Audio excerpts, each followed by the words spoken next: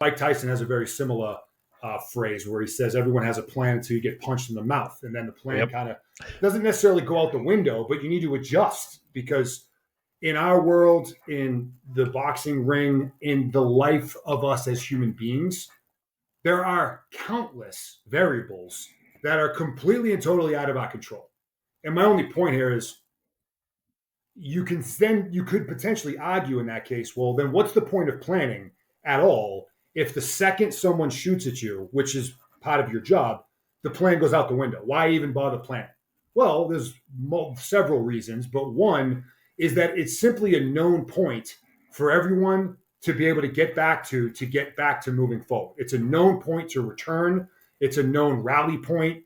It's a known point in time that if and when we can reconsolidate, we deal with the variables, the problems, okay, now we can get back onto our track and continue moving effectively as a unit until the next thing happens, and then we have to adjust. There's another expression we have. I talked about SOPs, or standard operating procedures, that we have. There's an expression we have. SOPs are an 80% solution that work 80% of the time.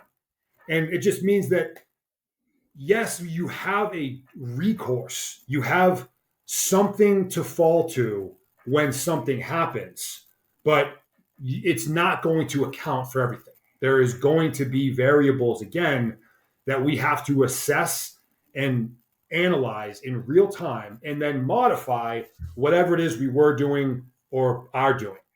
So while strategy and structure and discipline and being regimented and having programs that are as efficient as possible, that maximize our ROI on whatever it is we're doing, are very powerful tools and ones that I communicate often and use often. There is also something to be said about having a certain degree of adaptability and flexibility built within us. That if this happens, I set my alarm for 5, I didn't hear it go off until 5:15. In that moment, you could just go, oh my God, like my whole day is ruined. My whole week is ruined. Like I'm totally effed. I might as well just completely fall off the wagon. And instead of eating my oatmeal and egg whites, I'm going to go crush some pancakes. Like I've already messed it up. So what difference does it make? I'll get back on track on Monday, right? I mean, how often do we say that? How often do you hear that? It's like, whoa, hold on a second. We can make up for this 15 minutes. This is not the end of the world. What's key is, again, no plan survives first contact. We had a plan. The plan still exists.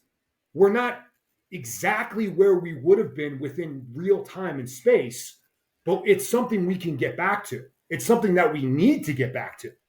And being able to brush that off, take that loss. Again, you could look at this as a failure. Like I failed to get up on time. Okay, cool. Again, I love failure. Let's examine why. Did I not go to bed early enough? Did I actually set my alarm? Did I put it on PM instead of AM? Like, what was the reason why I blew that 15 minutes? This is all opportunity.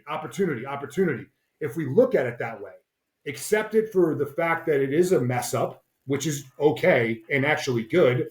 Let's learn from it. But more significantly, get back on track now. Forget Monday.